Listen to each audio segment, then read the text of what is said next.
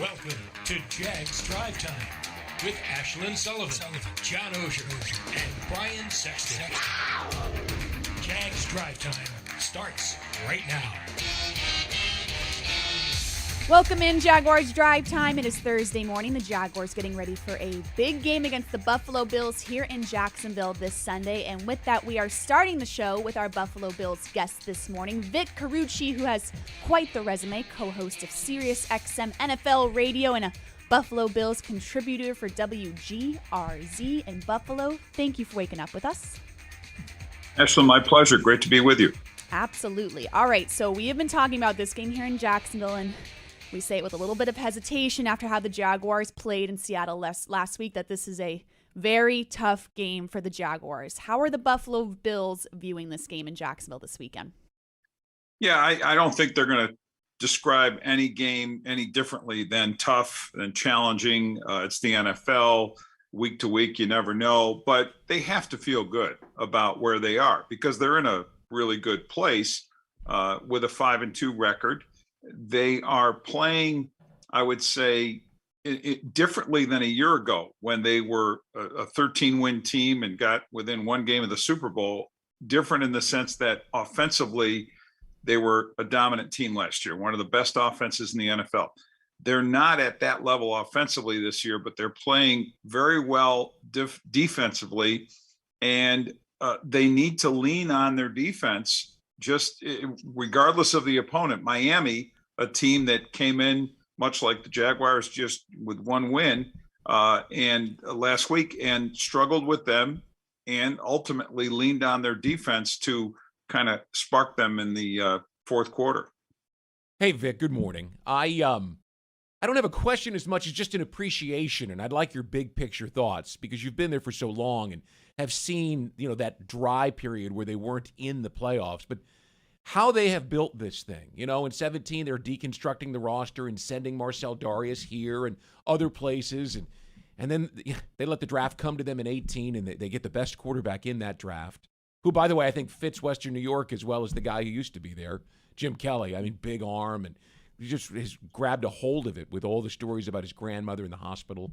It just seems to me like this thing is now built long-term, and nobody even mentions those 16 years anymore. It is an interesting dynamic because when you really go back to when the history of this rivalry, Bills and Jaguars, and go back to that playoff game that ended, where the Bills lost it, but ended Jim Kelly's career, his last play. Yep. He was carried off the field, as you might remember, from a hit from that game. And the franchises were going in different directions.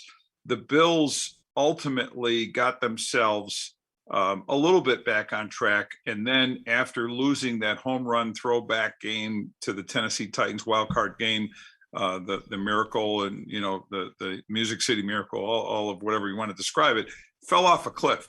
And as you mentioned, it's like 17 years of no playoffs. And the franchise was dysfunctional, was rudderless, was just a series of coaches, GMs, all the things that happen with a franchise when you don't have it right. And they struggled badly with that. And to your point, in 2017, Sean McDermott comes in, and they were shocked as a team, including the coach and everyone else connected with the team, to make that wild card game against Jacksonville. They lost that game. Tyrod Taylor was at quarterback, and we know the rest of the story. The Jags actually advanced to the AFC title game, but that was the beginning of the cleansing of this roster. And Sean came in with a definite plan, and then Brandon Beane comes in as GM to remake everything, basically flip the whole thing upside down and weed out players that didn't fit what they wanted. This team-oriented approach and this very specific profile of what they wanted. Now you got to have talent, of course. That's tantamount to everything. But they did have a profile of the types of players they wanted. You mentioned Josh Allen from a character standpoint, from a work ethic standpoint, everything that you could want, I think, from their end, from the McDermott Bean end, he's that, but he's also, they believe, the franchise quarterback that they haven't had since Kelly. And it starts there. And then everything else, building from 2017 on with free agents like Micah Hyde and Jordan Poyer on the back end, drafting Tre'Davious White and Tremaine Edmonds, Matt Milano, those draft picks. So the roster has but only a few guys left, actually one starter from before they got here, before McDermott and Bean got here. Well, if I was selling T-shirts this week, it would be teal with in gold saying "Follow the herd," because look, you are the model in Buffalo. That they are the model of how to build a franchise right now for the long term. Small market, the Jaguars are hoping that they've got their guy like Josh Allen and able to push forward. But I really appreciate the insight. Hey, yeah, Vic, and I would add this: you got to have a commitment with ownership, and a belief from the ownership side that the right thing needs to be done. And ultimately, the Pagulas, and I apologize for that live video here, and I'm okay. The Pagulas, Terry and Kim as owners, trusted that Sean's vision and Brandon Bean's vision was the right way to go, and backed them every bit that they could from every standpoint, right? Financially, I mean, whatever you need. I believe the same is true in Jacksonville. I mean, I'm not going to pretend to know the cons as well as you do or anyone close to the team does, but my understanding of how they want to build this clearly, and what I can see from a distance, that is what they want. And they will continue to strive for that and give those who are operating the team the wherewithal to do it. That's all really you can ask for. I mean, you can ask for more and want more, of course. You want success, but it does have to start with that. Vic, we talked earlier this week, and you sort of casually mentioned that Josh Allen maybe wasn't quite as good as he was last year, or having quite the year. And then I go look at the numbers, and he's 17-3 touchdown interceptions. He's got 5 straight games over 100. This kid's not playing bad. Can you expand on maybe where he's not quite what he was last year and what he needs to do? Sure, John. It's a year ago, you had a guy who was consistently hitting the 300-yard mark, who was consistently in those multiple touchdown games. And I'm saying like more than 2, like 4, 3 and 4 TDs a game. And then if he wasn't throwing them, he was also running them. Or in the case of what we saw against Miami, making catching a throw as well to get in the end zone, or in other games where he's caught those, the 2-point conversion, whatever it might be. He's this great athlete who is big, as we can see here. Looking at 6'5", 240, with speed, with explosiveness, and a real sense of how to utilize himself physically to the fullest. And that's not always the case. People can have, can be blessed with that kind of physique, but not really know what to do with it. And in his case, when I say know what to do with it, it's also the training that he does between seasons. Jordan Palmer, working with him, former NFL quarterback guru, works with him in Southern California. And they go through all the technical, mechanical, but also mental aspects. Sports psychologist gets incorporated in this as well. And all of that, I think collectively, plus obviously the coaching he gets from, Brian Daboll, the Bills offensive coordinator, Ken Dorsey, the quarterback's coach, all leads to that. But I will say this about Josh: he is driven to be great. And when they lost to the Steelers to the opener, shocking loss, and he didn't have a good game that day, obviously, they play Miami the following week. They win 35-0. So you would say, great day for the offense. But it wasn't from the standpoint of numbers and stats and production from Allen, and he didn't look like it looked out of sync. So he was bothered by that. He knew it. He heard the criticism, and then he acknowledged by week 3 or 4, he's acknowledging he's not it's not working right the way he wants it to. So that's him putting pressure on himself. But it is working collectively. And I think what's taken a little time for him to understand, and look, you feel pressure. You got a $258 million 6-year contract extension. So that carries some burden too to it. But the defense is the driving force of this team. And I think his understanding that as long as that defense is playing the way it is, as long as there can be complementary elements, it doesn't always have to be dominance on offense, it will work. So that's really what I meant by that is you don't see the quote MVP candidate offensive player, at least so far. Yeah, the Jaguars' Josh Allen mentioned yesterday how difficult the Bills' Josh Allen is to get down in sacks. That's something we'll be paying attention to here in Jacksonville. Vic, thank you so much for waking up on Jaguars Drive Time. We'll see you here in Jacksonville, hopefully. Yeah, my pleasure. Great to be with you. Thank you very much. When we come up on Jaguars Drive Time, some big things here on the Jaguars Digital Network.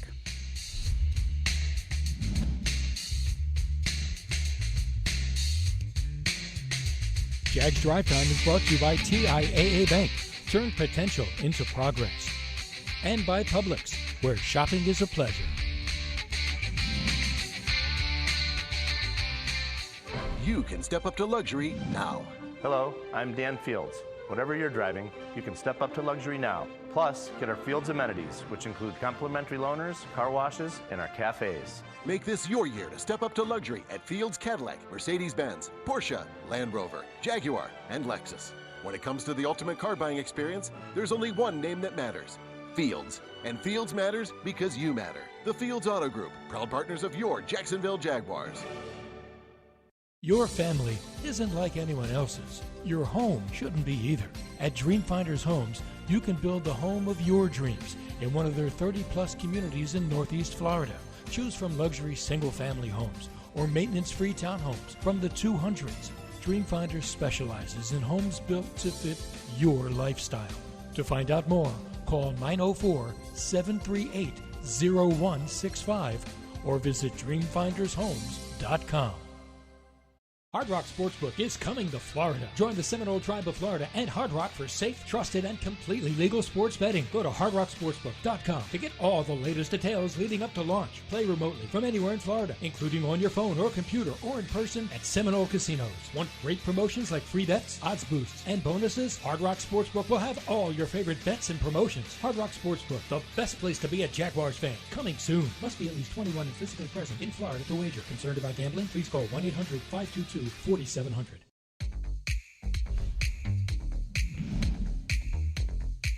This hour of Jaguars Drive Time has been brought to you by Lexus of Jacksonville and Lexus of Orange Park, members of the Fields Auto Group.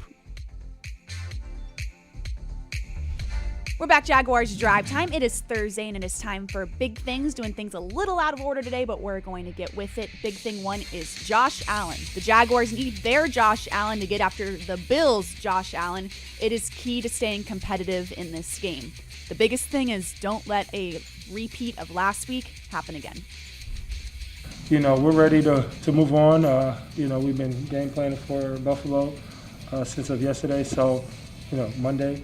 I feel like we did a good job on learning from those mistakes and learning from those corrections and getting with you individually and getting better from those. And now it's time to move on and not make the same mistakes as last week. So they always hop on, make new mistakes. So that's my big MO, is not to reiterate and not to keep going back and over, watching the same thing over and over again, is to get better. Big thing, too, is use what you have. Brian mentioned it yesterday. Help is not on the way. This is the roster set for this year, so use what you have and use the speed you have. The Jaguars aren't particularly fast, but they do have some players who can run, and they need to show up on Sunday. We still got, we got enough to, we just got to execute. I'll never say that we don't. Speed, you need speed. Do we have enough? It remains to be seen. Do we have enough to hit some big plays? Sure. It's just we got to execute. Agnew's got elite speed. Marvin Jones plays much faster than maybe a 40-yard clock. And Dan Arnold is one of the faster tight ends that we've seen. So there's speed on the field. We just got to execute. Big thing 3 is they are number 1. The Bills defense is ranked number 1 in the NFL, and this is a big game and a really tough competition. You can argue the toughest game of the season. quarterback Trevor Lawrence doesn't look at it that way, and that's a good thing. Every week, I mean, any team can beat you. You see the Seahawks had lost a few in a row, and we came in and laid an egg, played terrible, and they killed us. So stuff like that, I mean, every week you come ready and play your best to win. And so doesn't matter who you're playing, that's the motivation, is that you can get beat any week, and you can beat anyone any week. So that's how we look at it, but it's definitely exciting to get an opportunity to play them because they've been playing so well. And that is Big Things. We go back up to Big Thing 1, Josh Allen, and it's very confusing this week who we're talking about. But we're talking about both in this scenario. You have to have pass rush with this Bills quarterback, and even then, he's known to get out of the pocket, really tough to bring down, but we need to see more out of this defensive line. What do you have, like a 35 or 40-yard run for a touchdown as a rookie against this team? And I remember thinking, because Ben Roethlisberger used to be as skinny as he is, right? I mean, Ben, through 17 years, is bulked up. But this guy is Ben Roethlisberger big, but he moves so well. He is remarkably agile and fast for a big guy, and he has no qualms about putting his shoulder down and going. Now, that he's got a $258 million contract, he may hold off on that shoulder a little bit. But he's a big, tough guy. He's a great athlete. He's got a little Phillip Rivers in him. He's got a little edge, a little acid to his personality, which I like. He's a terrific player, and keeping him in the pocket is a must. But it's not just keeping him there.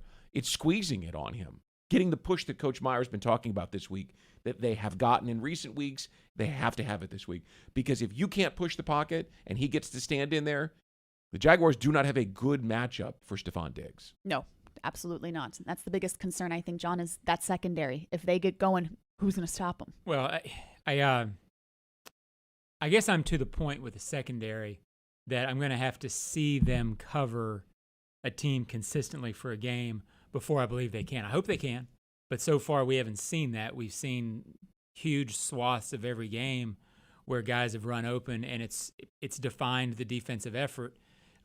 Even the game they won, Miami, that happened. So I think it goes back to, can they get pass rush on this guy?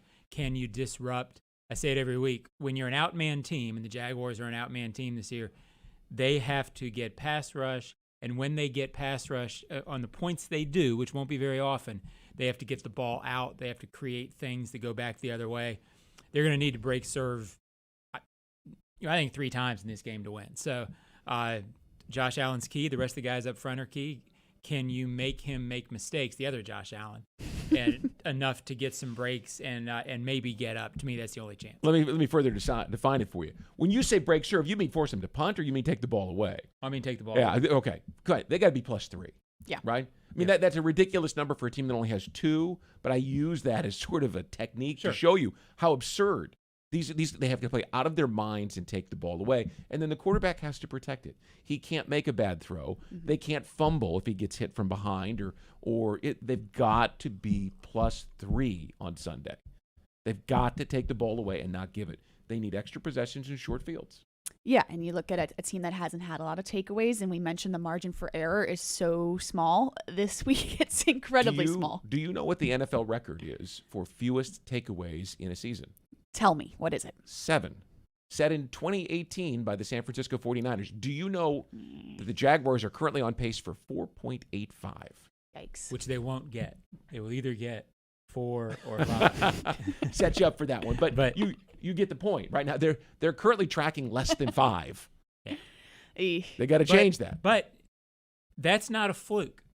That's not weird when you look at this defense. Yeah. When you don't get pressure on the quarterback, and you don't cover. Yeah. Turnovers anymore, quarterbacks are so good that most quarterbacks just don't arbitrarily throw you the ball. Right. You need to have pressured them, or you need to be covering them. Watching this defense so far, you're not surprised they don't have any turnovers because they don't get enough pressure.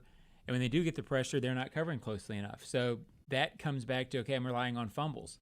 Well, that's a tough thing to rely on. Yeah, and they've had the opportunities, and when they get those opportunities, many times haven't taken advantage of it. I mean, that's the biggest thing is you have them right there in your hands, and you're not getting a lot of breaks, so when they come your way, make something happen. +3. You got to take it away 3 times. Yeah. Maybe only 2, right?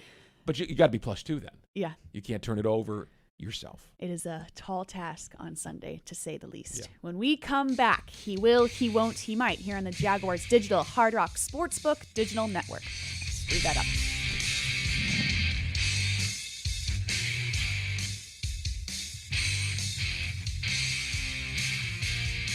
Jags Drive Time is presented in part by Dreamfinders Homes, homes that fit your lifestyle, and Baptist Health, changing healthcare for good.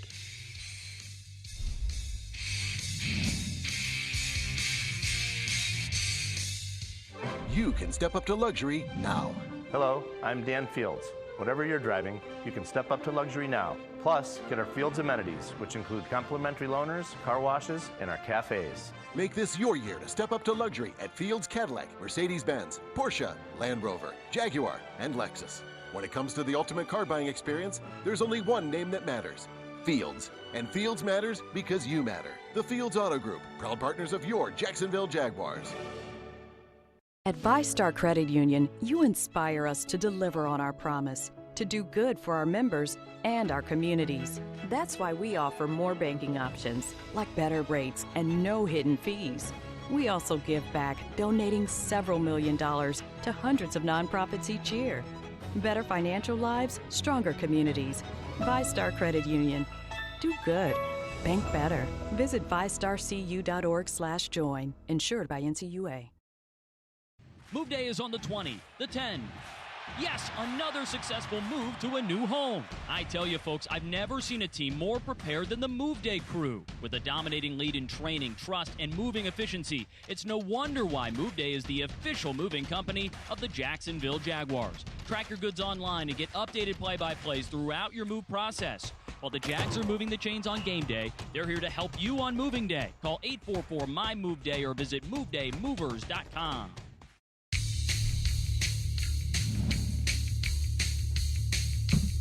Thursday Drive Time brought to you by the Fields Auto Group, getting ready for a big game here in Jacksonville against the Buffalo Bills, the Jaguars' toughest opponent of the season, and it is time for He Will, He Won't, He Might for that game, presented by Move Day. Brian Sexton, what you got? All right, I'm going with Laviska Shenault. I talked to someone over the weekend who is close to the Colorado program, and I was asking him about Laviska's hands. He goes, look, the kid is so competitive.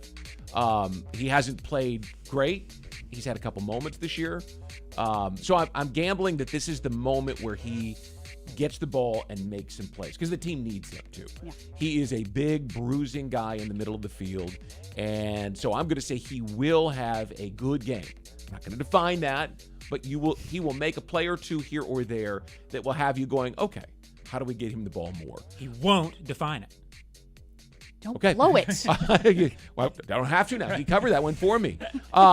He might be a guy who gets the ball 8 or 9 times targeted his direction, because the Jaguars just don't have speed to get down the field. I know that Meyer said yesterday they have enough speed, and they do have some guys. He's got to say that.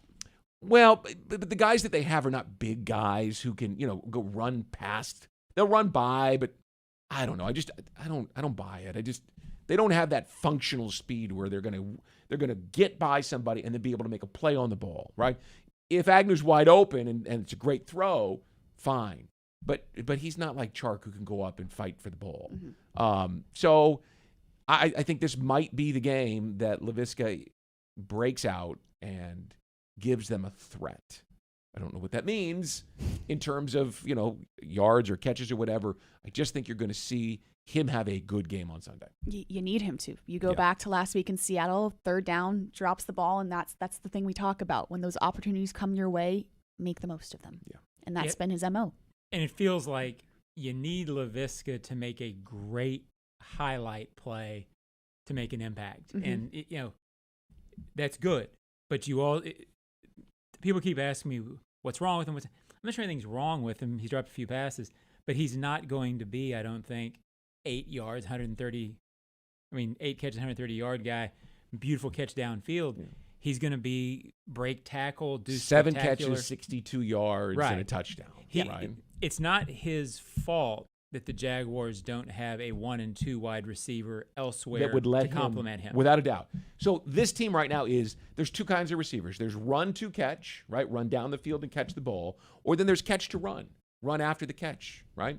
So this team is catch to run right now, because they're not running by anybody. He's the best they've got at catching and running.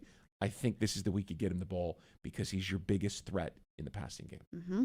Yeah, I don't know if Jamal Agnew's run, catch, run, but you get my point. He is my he will, he won't, he might. Jamal Agnew, he will continue to be a focus for the offense simply because I don't know they have any of their options. The problem is he won't be the go-to guy. He won't be a number one. I got an email this week from somebody saying, well, now we know that Jamal Agnew's not a number one receiver. Well, whoever thought he was. Right. That's not what his role was going to be. And he also won't give the Jaguars what they want, which is a consistent speed downfield. And Urban's quote was really good. Yes, they do have speed. But your point is correct. It's not functional. Bill Brooks, Bucky Brooks made a great point on Huddle Up yesterday. So if people want to really dig into this, go back and watch that. The Jaguars have some speed at receiver, but they don't have that dynamic go-to, as you said, Brian, throw it up, and he's going to go get the ball guy. They have occasional speed that it might work if the play works perfectly. So back to Jamal Agnew, he might still be the guy to break out because they don't have any other choice. He's still the guy that they need to make plays. They still need to go to him. The problem is I don't know if that can be a consistent solution for 5, 6, 7 games. But in the course of one game, can he make a play that makes a huge difference and that gets you touchdown? Yes, he can be that sporadic go-to guy. I just don't know if he's the consistent guy. I wish he was. I hope he is. I don't know if he is. He's not a matchup problem. In other words, he may win some battles here and there, but no one's going to say, oh, how do we cover him? Yeah. They don't have to change their defense to cover him. So he won't be a matchup problem. There you go. I'll let you handle that one today. You're the won't guy. My he will, he won't, he might is Josh Allen, a guy we've talked about a lot this week, and for good reason. Coming off a good game against Seattle, 5 tackles and 2 sacks. He will continue to show why he is the topic of conversation. He is showing that he is becoming the player the Jaguars hoped he would be this season. I won't say that he's going to have 5 tackles and 2 sacks again, but I will say that I think he's going to contribute, and the Jaguars need him to contribute this week. He might get 1 sack. I can't predict he'll have the stats that he had last week, John, but he's going to contribute. Well, if he gets 1, 1 a game puts you at 17, puts you in the Pro Bowl. So we'll take 1. And I think the key is what we talked about earlier. When they get their 1, this is a game where they have to maximize their opportunities. If he gets the 1, it needs to be a strip sack fumble. If DeJuan Smoot gets 1, it needs to be they need to create opportunities out of their chances to hit these guys when they're not, that's how you get quarterback sacks. You hit them when they're not looking. You come up behind them, knock the ball out instead of just getting them down. That's the kind of big play they need this week out of Josh Allen. He won't find it easy. I mean, that's a big guy. He won't. He's a really big guy. And, there was a stat on Ben Roethlisberger. I'd love to know if it exists on Josh Allen, and that was that he was more accurate after being hit. Oh, gosh. Jack Del Rio used to point it out, bring the numbers in every week. Look what he does after he gets hit. He's that type And then of the guy. networks picked up on that and started talking about it, and it's true. I don't sense Josh Allen's that yet because he's, Ben, when you hit him, he would just kind of weeble wobble and not fall down. But I don't know, and I'm not saying anything negative about Ben. He was unbelievable. But you could hit him over and over again, and he would still sort of have that, I don't know that Josh Allen's that yet, but he's almost impossible to bring down back there. So hence my won't. The fear is for him is that he gets out and gets 15 yards on you after you hit him, and that can be just as damaging.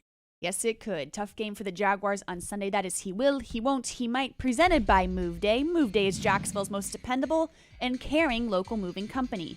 Move Day is proud to be the official moving company of the Jacksonville Jaguars. To get a free instant quote, call 844-MY-MOVE-DAY or visit MoveDayMovers.com. When we come back, we have some Monday's headlines today on the Jaguars Hard Rock Sportsbook Digital Network. You can step up to luxury now.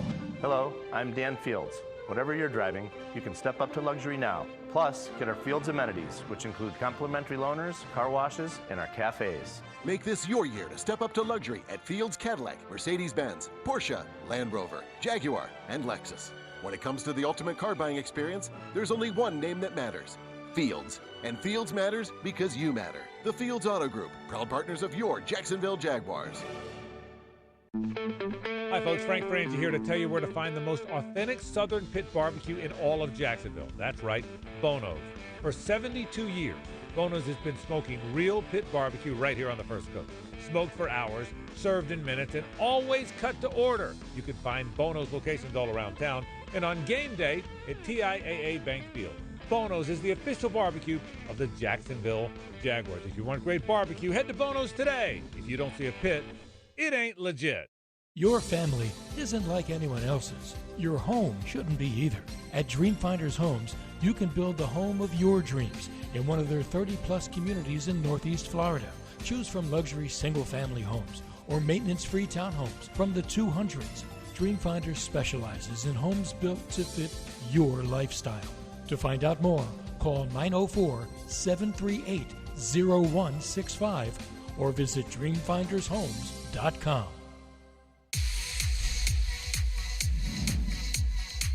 Hard Rock Sportsbook must be 21 and physically present in Florida to wager. Concerned about gambling? Please call 1-800-522-4700. Presenting sponsor of the Jaguars Digital Network. We're back, Jaguars Drive Time, predicting Monday's headlines today, day after the Buffalo Bills game here in Jacksonville. And what will the headline be, Brian? Follow the herd. I used it a little earlier with my T-shirt idea. Look, I mean, I don't expect the Jaguars to be able to derail this team. They're playing extremely well. John made the case yesterday that they could easily be undefeated, at which point everybody would be pointing to them and saying that's the Super Bowl favorite. And they might be right now with Derrick Henry sidelined. And the Chiefs not playing very well. But follow the herd. Do what they've done, which is build a really strong team using the extra draft picks, make smart decisions in free agency, protect your salary cap. And for a small market, there's a lot of similarities between Buffalo and Jacksonville, between the Bills and the Jaguars. Keep those similarities rolling and build something long-term. I like it. John, what are you thinking? Mine's, HMMM ... Because I don't know why, but I think they're going to play better, meaning the Jaguars, than we're all talking about. And maybe that's NFL thing. The NFL is a weird league. When you think a team's going to get blown out, they don't. So it's more of a gut feeling. But I think on Monday we'll be sitting here saying, wow, they played really well, but didn't win. I mean, I still think it's going to be 31-21 if they do that. But maybe close, maybe get those turnovers at halftime. They're talking about you on the CBS or the Fox saying, well, wow, look at Jacksonville. I don't think they'll have the staying power to do it. But I just have a feeling after the abysmal performance, I've got to think they're going to be locked in mentally this week. So I think they come out, they play a little better. But in the end, it's one of those games where in the NFL, superior team in the fourth quarter gets away from you and you feel like you're run over. You're like, oh, man, remember in the third quarter when we were all excited? I think it's that kind of a game. Yeah, and they won't say that, but that's the goal. You see the realistic expectations for this game. You can't have the 12 penalties. You can't have the disorganization. Play a little better. Stay competitive. Hang in there. Well, kind of like the Titans game. There was a moment there in the Titans game where you thought, okay, well, if they could just get this first down here, or if they get the touchdown instead of the field goal in the red zone, we'll see where they go. And then, of course, the Titans, as we know, pulled away in the fourth quarter. Yes, feels the like better that team kind of pulls away. Yeah. Which is why my headline is, oh, no, 2 in a row, which means 2 losses in a row after. It almost sounds like Let's Go Buffalo. No. The cheer in the... No, this is the Jacksonville newspaper. Oh, no, 2 in a row. There you have it. That's our show, Jaguars Drive Time on a Thursday. Stay with us on Jaguars.com all weekend long for your game coverage, and we will be back right here Monday morning to see if those headlines came true. Maybe they won't. We'll see.